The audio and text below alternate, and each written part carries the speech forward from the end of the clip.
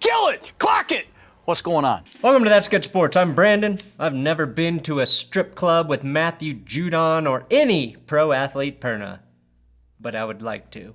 Matthew Judon is either the funniest man in the NFL or the most savage, and we'll discuss his stripper photo ESPN blackmail story. Plus, Russell Wilson's camp has reportedly approached the Seahawks about trade destinations. This is per 3 writers at The Athletic, which does good sports journalism, so I'm inclined to believe them. Which teams is Russell Wilson interested in playing for? And more importantly, why does he really want out of Seattle? Never forget, my Colorado Rockies drafted Russell Wilson to play baseball. And since he chose football, we'll never know how badly the Rockies could have fucked up a Russell Wilson trade. And for that, I am truly sad. You're only 5'11". Wilson, Judon, That's Good Sports.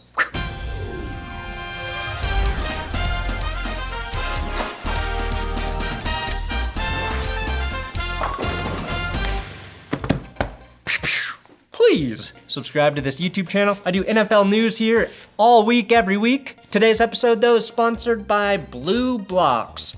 Not just glasses to make me look smarter, but also to block out my screen's blue light. During football season, I'm cemented at my desk a foot away from a screen for 60 to 70 hours a week. And everyone knows too much blue light from your screens eventually turns you into a Smurf.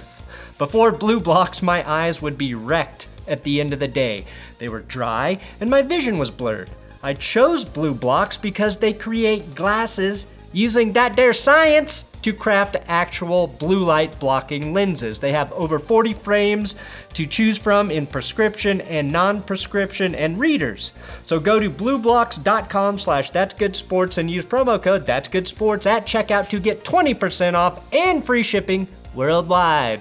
Block out the unhealthy effects of blue light with Blue Blocks. That's BLUBLOX.com/thatsgoodsports. Or just click the link below and make sure to use code thatsgoodsports to get free shipping worldwide and 20% off your order. Let's begin with the philosophical question. Is going to a strip club cheating on your wife? Don't ask Kirk Cousins, but it might be, depending on what kind of evidence Ravens linebacker Matthew Judon has on ESPN reporter Jamison Hensley. Which, come on, Jamison Hensley? It already sounds like a drink you'd order at a strip club. A round at Jamison Hensley's for me and the boys, now. Please.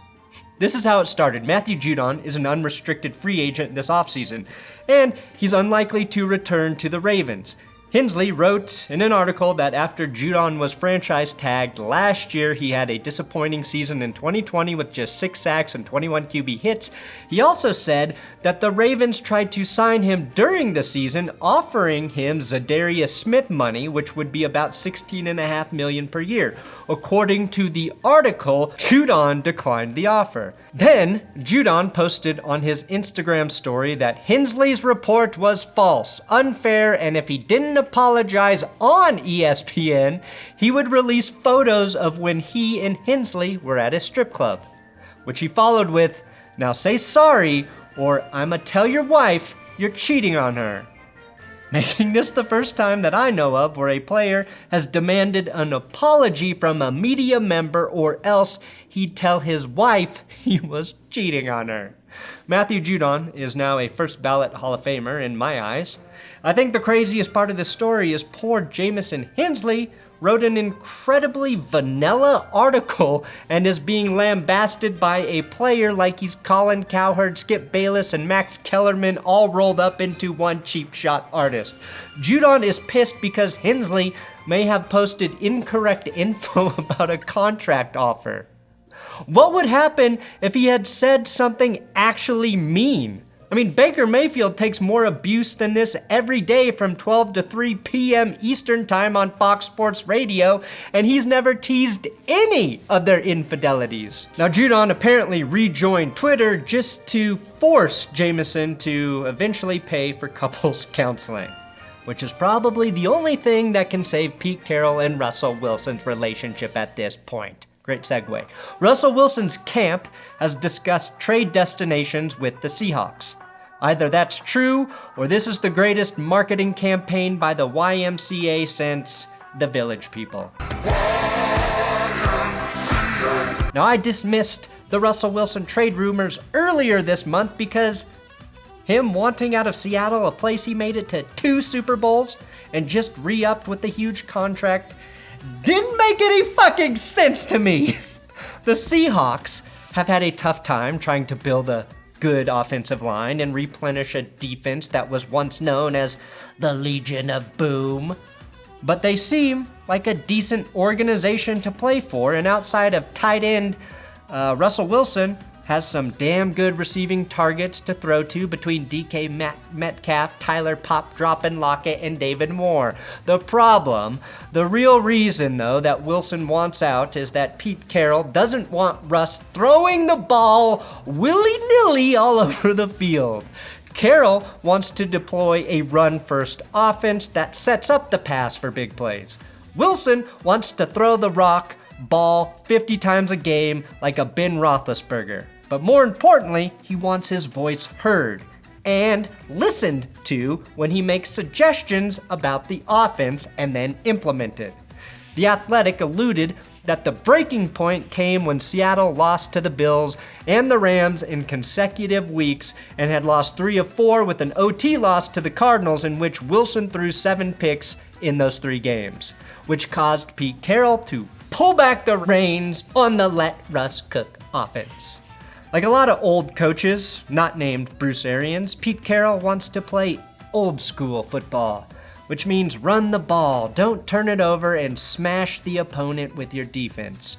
Russell Wilson, though, lives in the year 2021, where he wants the freedom to throw and control the offense like Tom Brady, Aaron Rodgers, and Drew Brees.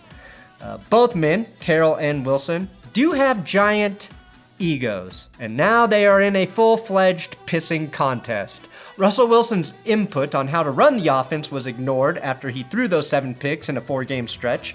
That's basically what The Athletic reported, and Wilson stormed out of a meeting with the coaches when they were trying to address those issues. It's a lot like how Dan Reeves and John Elway coexisted. 3 Super Bowl appearances, but Reeves never wanted to let Elway grip it and rip it, and their divorce gave Elway his 2 Super Bowl victories when Denver hired offensive guru Mike Shanahan, and then beat his old ass in the Super Bowl. Dan Reeves' old ass. Wilson wanted the opportunity to self-correct the interceptions and to keep running a pass-first offense, and the coaches were like, nah, you suck now, bruh. This is Chris Carson's offense. Wilson has stated he fears he will retire as the most sacked quarterback of all time, and I think it's also becoming clear individual awards are very important to Wilson. Per the report that Bleacher Report reported, damn! That's too many reports in one sentence. Wilson's camp has mentioned the Dolphins, the Jets, the Saints, and the Raiders as places Wilson would prefer to play, and the titillating part of the report is that a trade could happen in the near future. Just like returning to normal in a COVID world, near future could mean in a month or in 2 years. It's pretty open-ended. Do any of the aforementioned teams, though, make sense for Wilson? And what about the Cowboys and the Bears? Let's start with the Saints. Yes. God, yes, it makes sense. Russell Wilson would thrive there with Sean Payton and Taysom Hill as his weird Mormon sidekick. They'd be like Batman and Robin of loving Jesus through different religions. Sean Payton would probably be the absolute best fit for Wilson. Drew Brees needed to have Viagra injected into his biceps and shoulders before every game just so he'd have enough strength to lift his noodle arm, and Peyton still let him throw the ball for far more than they ran it. Let's just check in on the Saints cap situation though. Oh wow, they got close to $100 million off the books. So now they're only $66 million over the cap and still dead last in cap space. The Saints currently have just 3 draft picks in 2021, but should get 2 compensatory picks. So No, they can't afford Wilson with money or trade capital. Russell Wilson would have to really believe in the Jets' ability to build a team quickly to take that gig. And I'm actually bullish on the Jets. I think the allure there might be their young offensive coordinator, Mike LaFleur, Matt LaFleur's little brother. For Wilson, that's a young offensive guy he can mind control, much like Rodgers does with Matt. And that actually works. Players love head coach Robert Saleh, now in New York, and he's made it clear he really doesn't want to have anything to do with the offense, so Wilson would have free reign. The Jets do have a promising young left tackle in Mekhi Becton, and a young running back in Frank Gore, who is due for a breakout season at any point. Overall, they were one of the worst pass-blocking units in the league, so that sack record Russ is chasing could definitely happen in New York. Now, Miami has a better team than the Jets. Brian Flores, also a coach players seem to like, and he's the rare example of a root from the Belichick coaching tree that doesn't immediately die when it tries to grow on its own. Every trade scenario with the Dolphins is entirely predicated on the assumption that they deal Tua, which in this scenario, Tua to Seattle makes a lot of sense. He's the exact quarterback Pete Carroll is looking for, a guy not afraid to win with 90 passing yards in a game. Now, John Gruden loves Russell Wilson. If you can hear John Gruden in your head saying a quarterback's name in the Grudeniest voice possible, then you know he likes him. Russell Wilson. Then again, John Gruden loves every football player not named Khalil Mack. If Russell Wilson goes to Las Vegas, Gruden's biggest challenge will be learning to coach an entire football game while also trying to hide the biggest erection he's ever had. It's just a genetic thing. Now the Raiders, in my opinion, and I am reiterating this, the Seahawks of the desert, with a great tight end. They both have bad defenses, dicey offensive lines, good running backs, but there are probably more questions at the receiver position for the Raiders than answers. They just cut Tyrell Williams, and they have nobody like DK Metcalf or Tyler Lockett there for Wilson to throw to. Most importantly, if I am forced to watch 2021 football with Drew Lock at quarterback while the rest of the AFC West has Mahomes, Herbert, and Wilson, I might have to make the Buffalo Bills my new #1 team. And, the way I look at it is I can make every single throw. The height's not a factor. They want tall guys. They want big quarterbacks. Outside of the Saints, I'm surprised Camp Wilson didn't mention, playoff teams. Would the Ravens trade Lamar Jackson for Russell Wilson? Imagine Pete Carroll and Lamar Jackson going an entire season without ever throwing the ball. The Steelers would make too much sense for Wilson, as there's not even a run game to consider utilizing. What about the Patriots? Although I have a feeling that trade would fall through at the last second. If Russ wants control, New England would be the last place on earth he'd go. Adam Schefter reported Wilson has not demanded a trade, but would only consider trades to the Cowboys, Bears, Raiders, and Saints. So 50-50 of what The Athletic reported. And since Adam Schefter dropped this bomb 2 minutes after I finished writing this script, all I will say is Russ must want to be a franchise savior. Dallas doesn't need him. But the Bears, with that defense, if they keep Allen Robinson at wide receiver, would certainly make Adam Rank happy.